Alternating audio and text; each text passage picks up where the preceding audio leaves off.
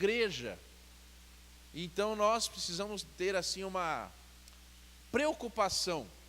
E eu não gosto muito da palavra preocupação, mas um cuidado, talvez seja a melhor palavra, um cuidado, uma atenção. E eu vou ler esse texto aqui, mas eu quero que você leia como se fosse para você, hein? Não é assim lá na Bíblia, é para mim.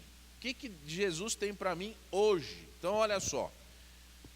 Ao anjo da igreja de Esmirna, escreve: isto diz o primeiro e o último, o que foi morto e reviveu. Conheço a tua tribulação e a tua pobreza, mas tu és rico. E a blasfêmia com que os que se dizem judeus e não são, mas são da sinagoga de Satanás. Não temas as coisas que estás para sofrer. Escutai, o diabo lançará alguns de vós na prisão, para que sejais provados, e tereis uma tribulação de 10 dias. Sê fiel até a morte, e eu te darei a coroa da vida. Quem tem ouvidos, ouça o que o Espírito diz às igrejas. Ao que vencer, ou o que vencer, de modo nenhum sofrerá o dano da segunda morte. Amém. Vamos orar. Senhor, fala conosco, Pai, nesta manhã. Assim como o Senhor mandou essa chuva, manda, Senhor, a tua presença em nós. Ó Deus, que a tua palavra não seja apenas letras, apenas alguma coisa fria, mas que a tua palavra fale conosco. Em nome de Jesus, amém. Se você orou comigo, eu gostaria que você também observasse algumas coisas muito importantes nesse texto. Primeira coisa que eu quero falar é sobre a cidade de Esmirna. Nós, semana passada de manhã, falamos sobre a cidade de Éfeso. A cidade de Éfeso, eu disse que era uma cidade portuária. Era uma cidade muito importante. E eu disse, quem estava aqui vai se lembrar que eu disse da deusa Diana ou Artemisa. Disse que tinha um templo no alto de uma dessa cidade. E essa cidade de Esmirna é uma cidade muito importante também do mundo antigo. Uma cidade que tinha também um movimento portuário muito grande. E essa cidade, ela tinha uma característica muito interessante. Apesar da cidade ser muito rica, a igreja era muito pobre. A igreja era muito pobre, muito perseguida. Existem informações históricas de que a população daquela cidade detestava os crentes de Esmirna. Não era uma cidade que tinha um apreço, um cuidado pelos crentes, não tinha um amor. E a igreja pobre, miserável, passando necessidades, numa cidade rica. E a história ainda vai dizer que era uma cidade muito bonita, cidade de Esmirna. Agora, interessantemente, você deve estar com a sua Bíblia aberta, deve ter visto que Jesus, que está dando o recado, ele está dizendo assim, Apocalipse 2:8, isto diz, o primeiro e o último. Então Jesus começa com uma autoapresentação, dizendo, sabe quem está falando com vocês aqui? E sabe quem está falando conosco? E sabe quem fala com a igreja? E é importante que a igreja saiba disso. Você precisa sempre se lembrar disso. Igreja Batista Redentor, lembre-se. Quem é o Senhor da igreja? É Jesus, que é o primeiro e o último. Isso é tão importante. Você sabia que você, que está aqui nessa manhã, não está sozinho? Você está com seu irmão. Mas você sabia que você, além de estar com seu irmão, você faz parte de um povo especial para Deus?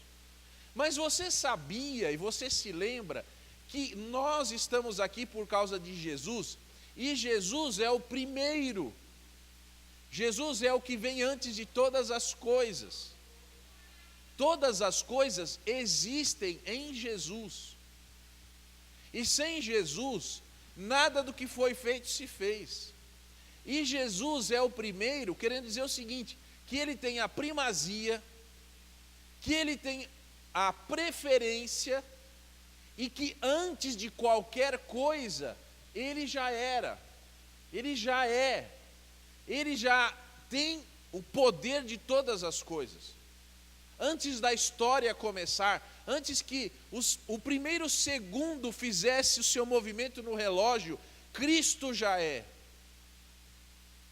E ele também é o último, a pessoa que vai sair do universo e apagar a luz, e guardar tudo da onde veio, é Jesus. Nós vamos sair do universo antes. Nós estaremos diante do trono branco para sermos julgados, mas os céus e a terra vão se enrolar do lugar de onde eles vieram, porque a Bíblia vai dizer que não se achou lugar para eles. Sabe quem vai enrolar essa cortina, vai fechar, vai guardar tudo isso no vazio de onde veio? Jesus. Sabe o que quer dizer isso? Quer dizer que a nossa história da humanidade, a história do universo, a história de todas as coisas, tem um dono. Tem alguém que controla todas as coisas. Nós somos servos dessa pessoa.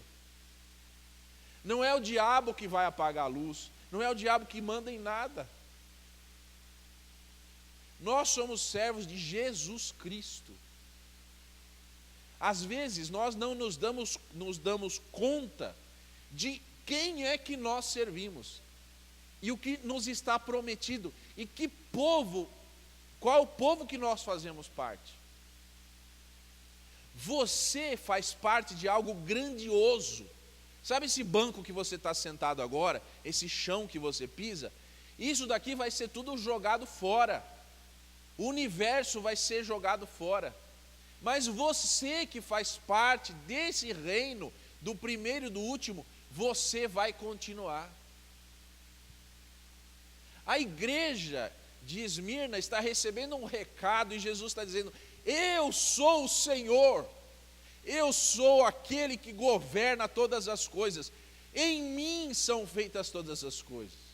Isso é importante, porque às vezes nós esquecemos de em quem nós estamos aqui, para quem nós estamos aqui, por que nós estamos aqui. Nós estamos aqui não por causa de nós mesmos, não para agradar alguém, a não ser Jesus Cristo. O nosso compromisso é tão grande, porque quando tudo passar, nós ainda vamos ter que dar conta para Ele.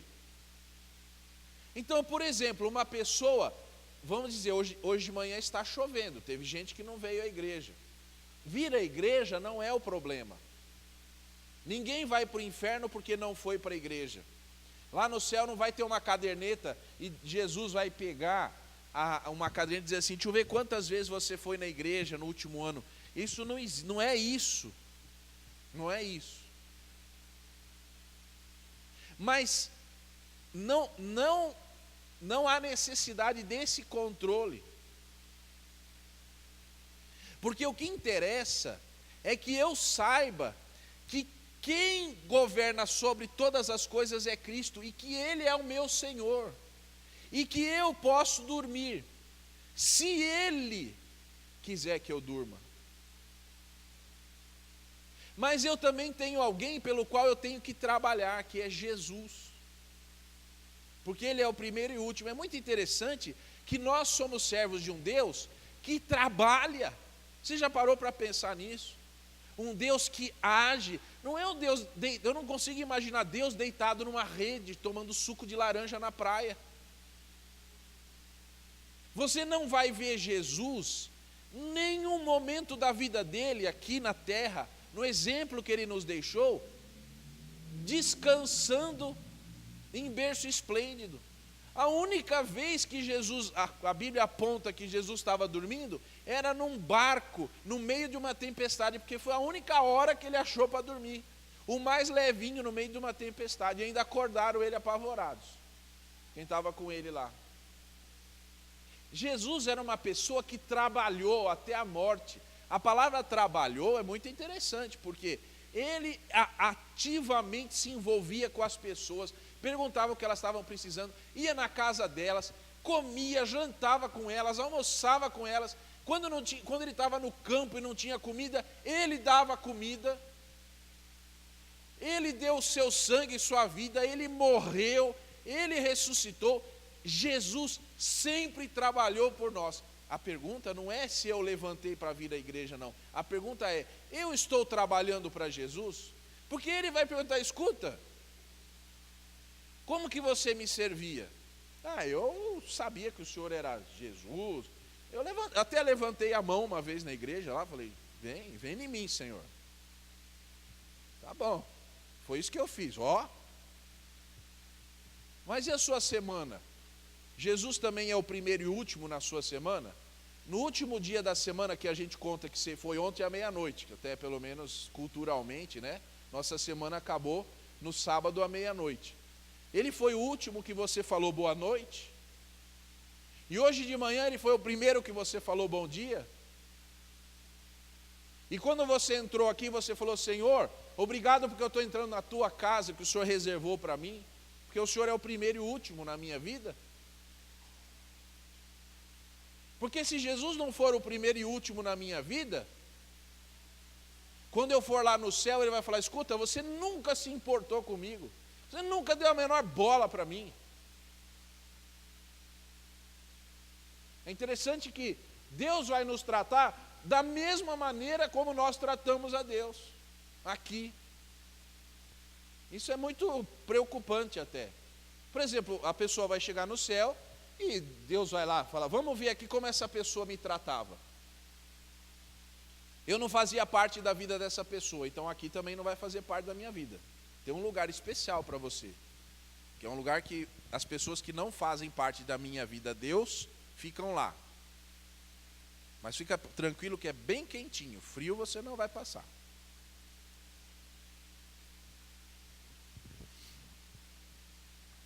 Ele é o primeiro e último. Mas tem uma outra coisa aqui no texto de Apocalipse 2:8. Ele foi morto e reviveu. E isso tem um significado muito interessante. Porque aqui, de toda a existência do universo, Jesus agora está restringindo a um espaço de 3 dias. Quer dizer, de toda a história da eternidade à eternidade, do início das coisas ao final das coisas, Jesus está restringindo a 3 dias agora.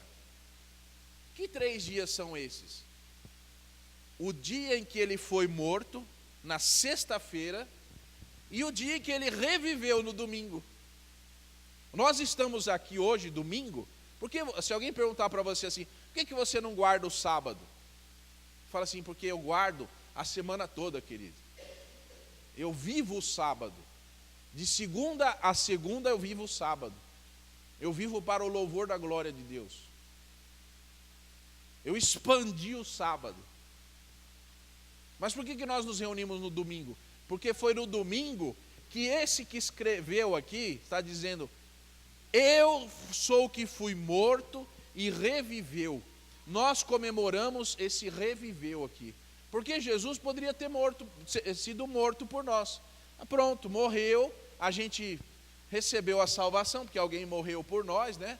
Mas nós nunca íamos conhecer quem foi que fez isso. Aí ele seria tipo um mártir histórico. A gente podia fazer aqui uma estátua de Jesus e falar, olha, foi uma pessoa. Mas você não precisa fazer estátua de Jesus, nem crucifixo, nem imagem nenhuma, porque você vai conhecer quem morreu e viveu por você. Ele está vivo. Vivo. Nós celebramos a um Deus vivo, a um Deus que morreu e reviveu. Mas tem mais ainda. Se Deus está dizendo de toda a história da humanidade, agora está dizendo de 3 dias, o que foi que aconteceu nesses 3 dias?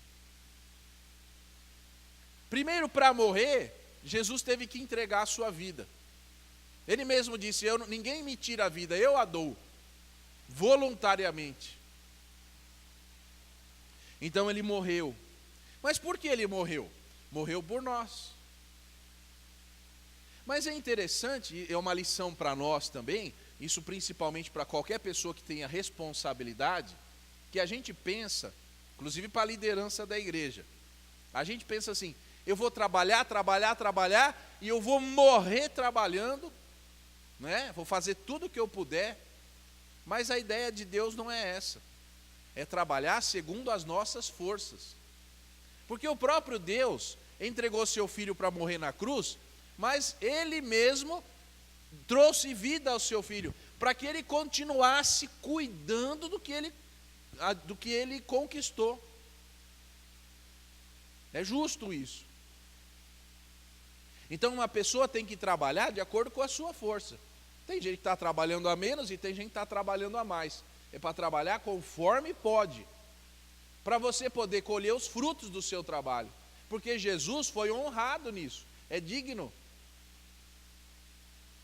Agora ele está dizendo o seguinte, eu fui morto e eu revivi. Então Jesus está dizendo assim, olha, deixa eu explicar uma coisa. Eu conheço a morte e eu conheço a ressurreição. Isso ele está dizendo porque ele quer se identificar com a igreja de Esmirna. Porque tem uma característica aqui que é importante. Isso vai servir de base para o que vem a seguir. Mas eu quero dizer uma coisa. Eu escrevi umas coisas aqui, eu vou ler, tá? Porque eu escrevi tão difícil que agora se eu não ler eu não vou saber nem. Você que está aqui nessa manhã precisa reconhecer a Jesus como seu Senhor. Como o Senhor da história, da existência, do tempo, das circunstâncias, Senhor da morte e da vida. Um Senhor que se identifica com o seu servo e com a igreja. No fim de tudo, Jesus estará lá. Agora ouça isso. Não importa quão poderosa seja a correnteza de um rio, e quão fraco eu seja diante dela, mesmo que eu não possa nadar contra a corrente, em meu coração eu decido se aceito o poder do rio e deixo a correnteza me levar, ou se resistirei com todas as forças até a minha morte. O detalhe é que, se eu morrer deixando o rio me levar até a morte, serei trazido de volta à vida. Se eu resistir ao rio, simplesmente morrerei duas vezes. Ou me torno amigo do poderoso rio, ou inimigo do seu poder. Ou faço uma aliança com o rio, ou me oponho a ele. No final, o rio continuará lá. A diferença é que se eu estiver ao seu lado, ou contra ele, no meu coração. Vamos ao versículo 9. Conheço a tua tribulação e a tua pobreza, mas tu és rico, e a blasfêmia dos que se dizem judeus e não são, mas são a sinagoga de Satanás. Primeira palavra aí, conheço. Jesus está dizendo, eu conheço o tempo, eu entrei nesse negócio aqui da criação, eu sou o dono de tudo isso, eu conheço a morte, conheço a ressurreição, e eu conheço as tuas obras. Essa palavra conheço é muito legal. Porque conhecer, por exemplo, eu conheço você, né? Sei seu nome, você sabe o meu. A gente fala que se conhece, né? Mas esse conheço aqui é diferente. É assim, ó. Por exemplo, um médico conhece o câncer, certo? Ele sabe como tratar, ele conhece o paciente, sabe o nome dele, não é isso? Então ele vai lá no hospital, fala assim, ó, agora vamos mudar o medicamento e tal, porque eu sou especialista nisso. Eu estudei muitos anos, ele pode ter 30 anos de médico, e todo mundo fala, olha, é uma referência e tal. Mas esse conheço aqui, é como se o médico também estivesse fazendo quimioterapia. Quando o paciente senta lá e começa a chorar, o médico começa a chorar junto. Quando o paciente fala assim, eu tenho 3 meses de vida, o médico fala, eu também. Mas por que você está me tratando? Porque eu sou médico, mas eu conheço o que você está passando. Eu também passo, eu também tenho medo de morrer, eu também tenho... a doença dói em mim como dói em você. Eu conheço. Viu a diferença desse conhecer aqui? Jesus está dizendo assim: eu conheço as tuas obras. Eu sei como é difícil ler a Bíblia, eu sei como é difícil obedecer a Deus, eu sei como é difícil vencer uma tentação, eu sei como é difícil ser crente, eu sei como é difícil se apegar mais à fé. Eu conheço as tuas obras. Entendeu a diferença? Jesus conhece a gente, mas não conhece de saber, porque conhece na sua onisciência. Mas Jesus não conhece como um mestre conhece. Jesus conhece porque ele foi homem, ele sofreu, ele foi obediente até a morte e morte de cruz. É um conhecimento com toda a propriedade. Por exemplo, como pastor, uma mãe pode vir falar para mim assim: olha, pastor, eu sinto dores aqui de cólica. Fala, irmã, vamos orar pela irmã.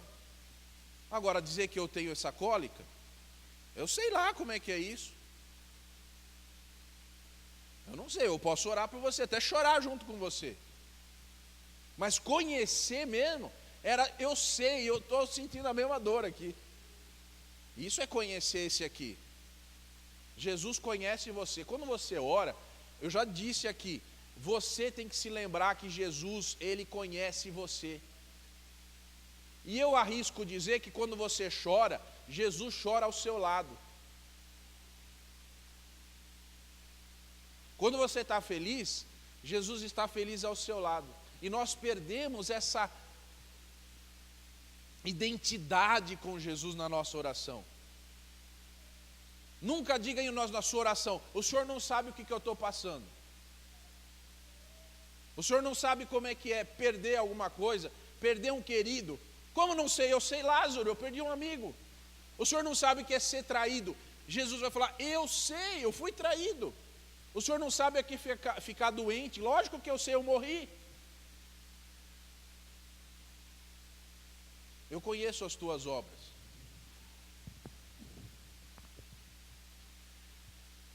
Jesus conhece a tribulação, ou a provação, aqui numa tradução, que eu prefiro a palavra tribulação. E a tua pobreza. Eu marquei aqui alguns versículos. A palavra tribulação é uma palavra muito interessante.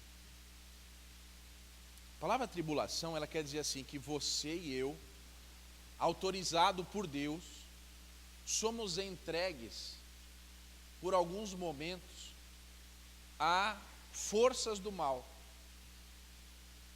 E eu vou mostrar 2 versículos para você. Primeiro, Lucas 22, 53. É Jesus falando. Ele diz assim: tenho estado todos os dias convosco no templo, e não estendestes as mãos contra mim, mas essa é a vossa hora e o poder das trevas. Jesus foi entregue por Deus, entregue para passar sozinho, sem ajuda externa, para o poder das trevas. Quando Jesus foi entregue para o poder das trevas, o pessoal começou a bater nele, chicotear, até que culminou na morte de cruz. Falar: agora nós estamos com o Filho de Deus na nossa mão. Agora nós vamos aproveitar, nós vamos fazer tudo o que nós sempre quisemos fazer aqui. É interessante que existe um momento que Deus permite que nós passemos por isso, e você precisa saber disso. Às vezes você pensa assim: aonde que está Deus? Outro versículo que eu marquei aqui, João 19, 11. Respondeu Jesus, ele está falando com Pilatos: nenhum poder terias contra mim, se de cima não fosse dado, mas aquele que me entregou a ti tem pecado maior. Mas aí você vê o seguinte, que Jesus está sendo entregue às mãos do Império Romano, vai ser chicoteado, vai ser crucificado. E Jesus está dizendo assim: você não teria nenhum poder se não te fosse permitido fazer isso. Agora, por que Deus permite que a gente passe por tribulação? Porque a tribulação é uma coisa assim, é como se fosse uma provação terceirizada. Deus terceirizou a provação, falou assim: eu vou pegar o meu pior inimigo e vou deixar ele fazer o que quiser com você. Complicado, né? Mas sabe o que é interessante? É que lá em Colossenses 1:24, Paulo vai dizer assim: regozijo-me agora no que padeço por vós, e na minha carne cumpre o resto das aflições de Cristo pelo seu corpo, que é a igreja. Deixa eu explicar uma coisa para você. Eu falei que Jesus conhece os nossos problemas, né? Mas eu não falei que nós, por causa do amor de Deus, também vamos conhecer como Jesus enfrentou os problemas. Há uma identidade aí. É ruim, mas é bom. É horrível passar por tribulação, mas é maravilhoso no dia que nós nos encontrarmos e abraçarmos Jesus lá no céu. Nós vamos dizer assim, Jesus vai dizer: eu conheço você, e você vai dizer: eu também te conheço, Jesus. Eu também sei o que o Senhor passou. Eu pude experimentar aqui o que o Senhor passou por mim. Eu também pude passar um pouquinho pelo Senhor. Existe uma identidade acontecendo aqui. Nós somos cooperadores de Cristo. Deus, pela sua misericórdia, permitiu que nós fôssemos parecidos com Cristo. Isso é maravilhoso. Por isso Jesus mesmo vai dizer que você deve se alegrar quando passar por tribulação. Se alguém zombar de você, você se alegre, porque você foi achado digno de padecer como Cristo. Jesus e você, para Deus, serão considerados irmãos. Por mais absurdo que isso possa parecer para você, e por mais que isso soe estranho, Jesus vai dar toda a sua herança, dividir toda a sua herança de filho primogênito com você. Não é maravilhoso saber isso? Quando você passar por um problema, não se esqueça disso, Jesus está avisando.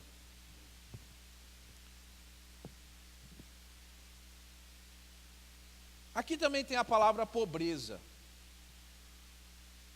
2 Coríntios 8:9.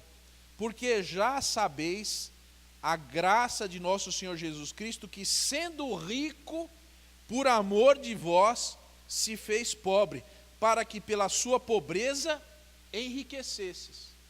Agora, por exemplo, eu sou pastor, né? Eu podia estar agora hoje de manhã trabalhando, vendendo, sei lá, pastel na feira, para ganhar dinheiro. Eu já fiz as contas e não vou ser rico como eu gostaria. Já sei que eu já vou morrer meio, né? E você também já deve ter feito essa conta. Vai falar assim: poxa, eu sou honesto, eu sou trabalhador, e eu não consigo ter as coisas como meus amigos que não são tão crentes assim que nem eu. Até na igreja. Então deixa eu te falar uma coisa. Jesus se fez pobre por você. Está escrito aqui, ó. Eu li. 2 Coríntios 8:9. Sendo rico, por amor de vós se fez pobre. Da mesma forma, nós também, que poderíamos ser ricos, mas por amor de Jesus, somos pobres. Porque a riqueza que nós vamos ganhar não se pode calcular.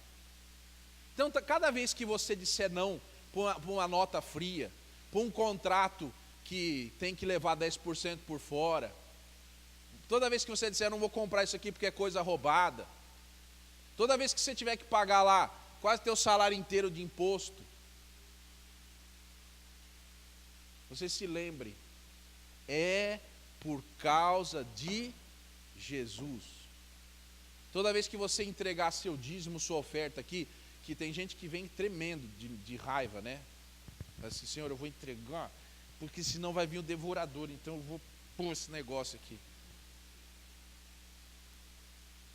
E é engraçado que tem gente, por exemplo, no domingo ele tinha que entregar o dízimo tal domingo, ele se propôs no seu coração, aí ele não entrega, aí na segunda-feira acontece uma coisa que não deu certo lá, aí ele fala assim, tá vendo, é por causa que eu não dei o dízimo, é certeza, é Deus me, né, porque ele está com peso na consciência, então tudo é, aí a pessoa vem, mas se você falar assim, Jesus entregou a vida por mim, eu também vou entregar minhas coisas para ele, esse negócio é aqui também, Jesus, eu também sei, eu também quero ser como o Senhor foi, eu também quero ser assim, eu também quero ser chamado de filho, eu venho aqui entregar a minha oferta porque eu quero, porque eu gosto do Senhor, porque eu amo a tua causa, eu não sou obrigado a fazer isso. Tem gente que fica brava comigo, já me pararam lá na porta, o senhor não pode falar que o dízimo ninguém é obrigado. Não é obrigado, ninguém é obrigado a ir para o céu, ninguém é obrigado a servir a Jesus, ninguém é obrigado a nada. Viva a sua vida, não está feliz na igreja, não venha mais, vá embora para a sua casa, viva a sua vida. Um dia nos encontraremos lá diante de Cristo e aí você explique o que você estava fazendo. Isso é problema seu. Não coloque a culpa em mim que falei que você não precisava vir, porque aí você vai dizer, eu não venho porque o pastor falou. Mas não sou eu que morri por você. Por mim você não precisa vir. Mas por Jesus, é bom você começar a entregar as coisas para Jesus, para Ele cuidar. É melhor.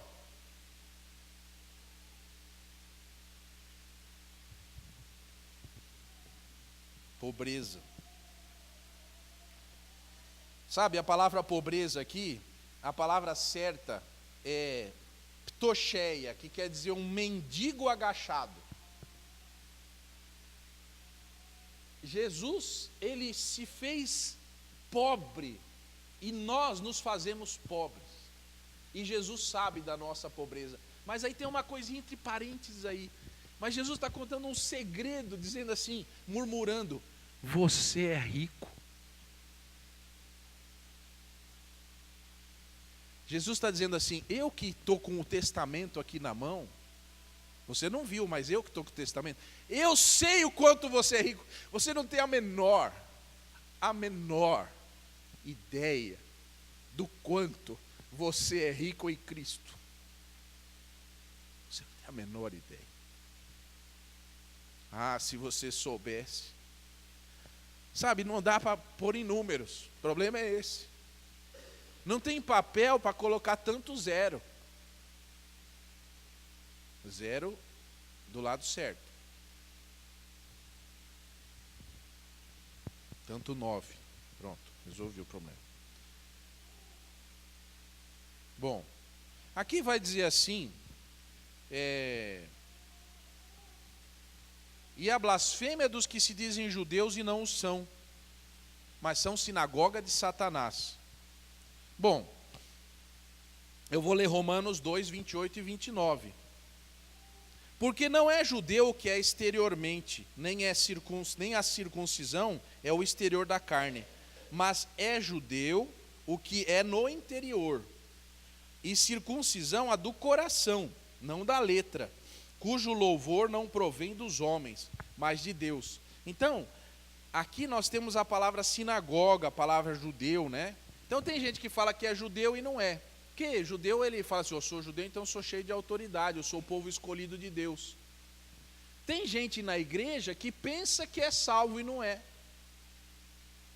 Opa, peraí, será que sou eu? Hoje à noite, se você vier, você vai entender melhor isso, que eu vou pregar mais ou menos sobre isso. Mas a gente é salvo quando a gente sempre depende de Cristo. Se uma pessoa levantar e falar assim, porque eu, cuidado com essa pessoa, porque eu não sei o quê, eu que sei, eu que sou bom, Ó, cuidado, hein? Porque eu que sou judeu, eu que sou circuncidado, eu que cumpro a lei. Vai nessa aí que você vai ver. Se você não se submeter à graça de Deus. E a palavra sinagoga, a sinagoga era uma escola. A sinagoga era um lugar de reunião. As pessoas estavam se reunindo contra essa igreja. E Jesus chama de sinagoga de Satanás. Pelo amor de Deus, você que está aqui nessa manhã, nunca, jamais se reúna contra a igreja de Cristo. Jamais ensine contra a igreja de Cristo. Jamais seja a sinagoga de Satanás. E interessante que eu preciso observar que o lugar da igreja que mais se parece com a sinagoga é a escola bíblica dominical, porque é um lugar de estudo, um lugar onde as pessoas se manifestam. Então, traduzindo para a nossa realidade, nossa igreja, vamos dizer assim, não deixe que a EBD ensine qualquer coisa que vá contra a igreja. Seja um colaborador para que a igreja vá bem e não para que ela vá mal. Não seja um legalista, alguém que reclama seus títulos contra a igreja. Não faça isso. João 8,37: Bem sei que sois descendência de Abraão, contudo procurais matar-me, porque a minha palavra não entra em vós. Quem é sinagoga de Satanás? Quem está com a porta fechada. A porta do coração está trancada por dentro. Quando a palavra de Deus... sabe por que eu sou crente? Te contar.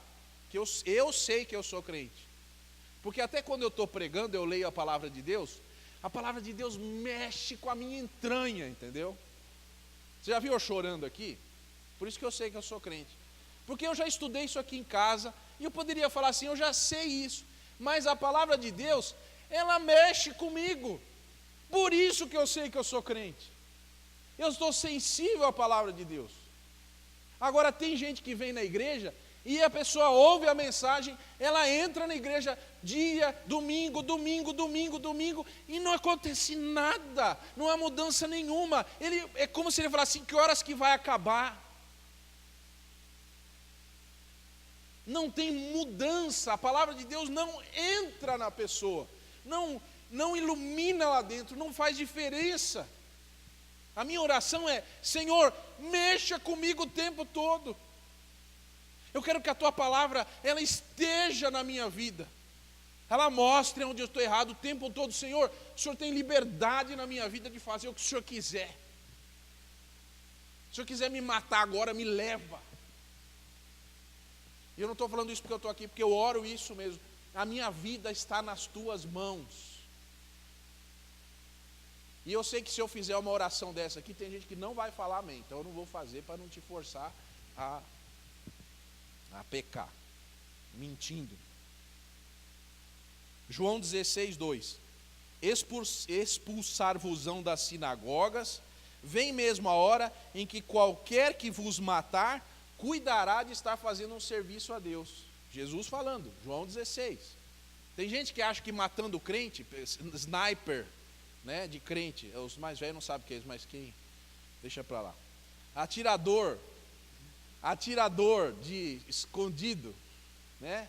Assassino de crente, ele acha que está fazendo uma boa coisa. Jesus já falava isso, ó.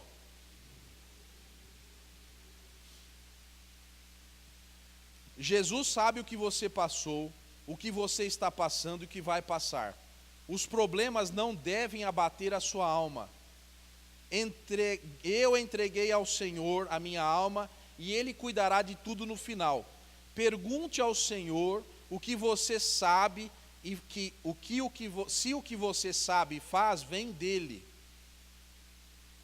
Eu sinto uma profunda preocupação quando tenho respostas prontas. Os judeus não perceberam que Jesus estava entre eles. Eles queriam matar o Filho de Deus. O pior problema deles sempre foi a ignorância. Seja humilde ao ponto de estar em constante comunhão com Deus. Não se fie em suas próprias certezas. O exemplo de Jesus, quebrando velhos conceitos que foram trazidos como verdade, mas não vinham de Deus, mostra que na verdade não sabemos nada e dependemos do Senhor a cada decisão. Versículo 10. Nada temais das coisas que há de padecer. Eis que o diabo lançará alguns de vós na prisão, para que sejais tentados, e tereis uma tribulação de 10 dias. Sê fiel até a morte, e dar-te-ei a coroa da vida. Por causa do horário, vou adiantar um pouquinho. A palavra aqui, deixa eu só explicar uma coisa. Essa palavra aqui de tribulação de 10 dias, eu vou explicar para você. Alguém aqui que trabalha, que está aqui nessa manhã, é mecânico ou é alguma coisa que trabalhe com bancada? Muito bem. Bancada, me corrija se eu estiver errado, bancada é o lugar onde a gente trabalha. Ali tem as ferramentas. Então, o que o irmão faz? Desculpa. Oi? Muito bem. O irmão lá que é serralheiro, ele pega o metal e ele faz com o metal o quê? O que ele quiser, não é isso? Se ele quiser jogar o metal fora, se ele quiser esquentar o metal, se quiser cortar, furar, parafusar, ele faz com o metal o que ele quiser. Tem uma bancada, deve ter lá uma bancada, deve ser uma madeira grossa, já tudo meio furada, não sei, mas não sei se é assim, mas enfim.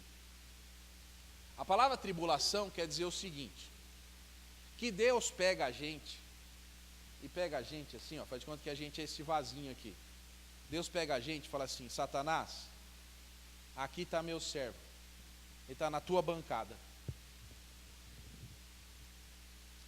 Pode pegar suas ferramentas e fazer o que você quiser.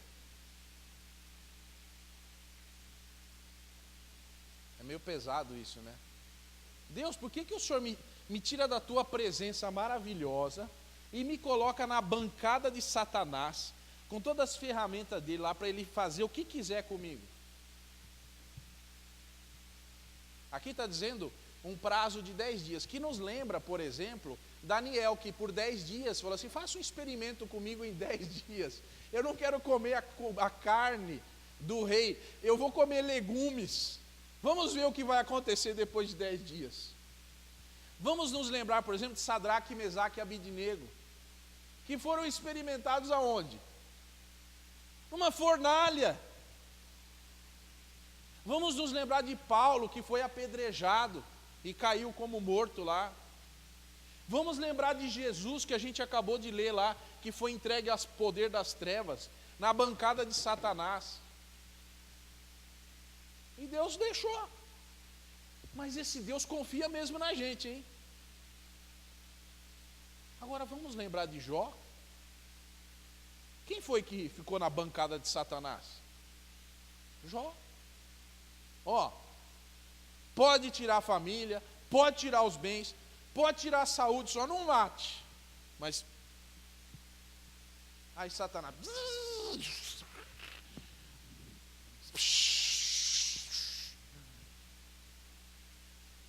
e a gente está na bancada de Satanás. A gente não está aqui nesse mundo,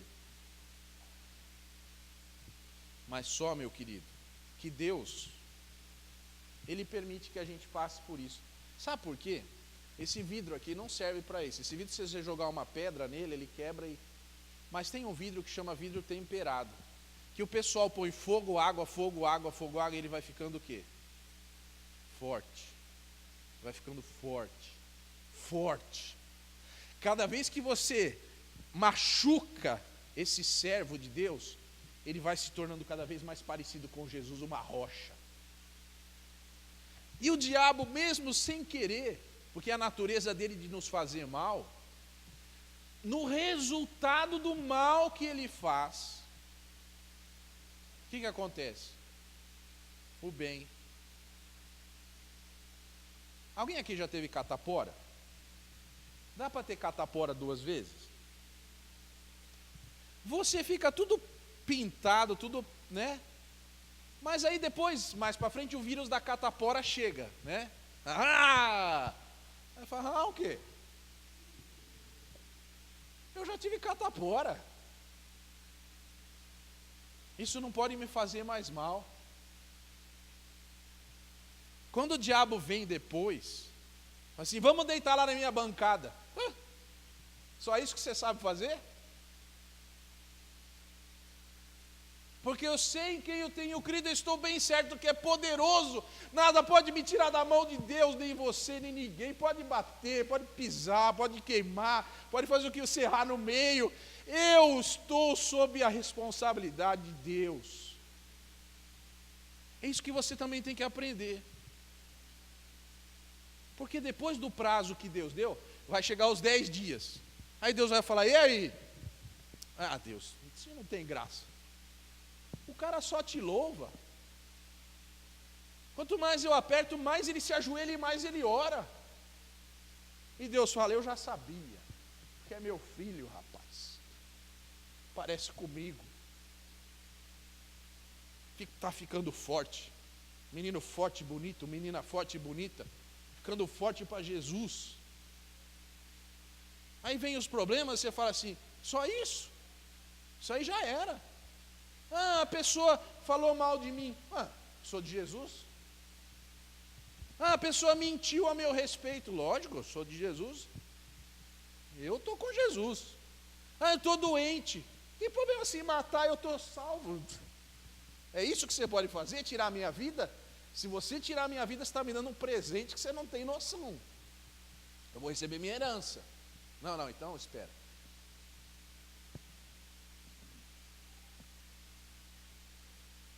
Dez dias de tribulação? Pode. Porque Deus está vendo lá, entendeu? Porque imagina o seguinte, você não se lembra, só não se esqueça de uma coisa. No Velho Testamento tem um rei que Deus mandou vamos dizer assim, ele castigar o povo de Israel. Só que ele foi e castigou com prazer. O coração dele, ele não fez em obediência a Deus, ele fez com prazer. Quando ele acabou o serviço, Deus acabou com ele. É meio parecido com Satanás. Porque Satanás, não sei se Satanás sabe, mas Deus também tem um lugar preparado para Satanás e os seus anjos. Então Satanás vai meio devagar, vai, mas não vai muito, porque a sua hora também vai chegar. E a tua tribulação, se é que a gente poderia chamar assim, não vai ser de 10 dias não.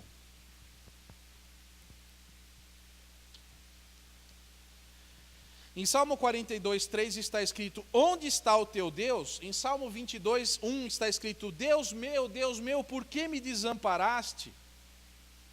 Mas será que desamparou mesmo? Em Mateus 27, 40 a 43, e dizendo, tu que destróis o templo em 3 dias o reedificas, salva-te a ti mesmo, se tu és o Filho de Deus, desce da cruz.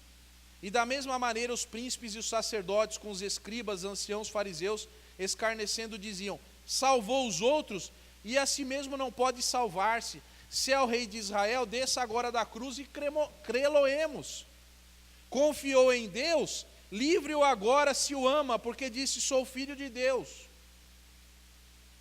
Por que Deus deixou Jesus na cruz? Porque tinha um plano muito maior.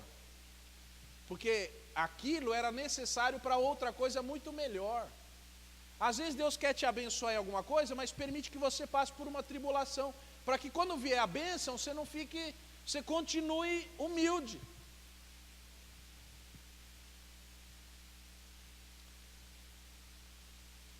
Eu queria que você lisse comigo para a gente terminar o versículo 11. Quem tem ouvidos, ouça o que o Espírito diz às igrejas. O que vencer, de modo algum sofrerá o dano da segunda morte.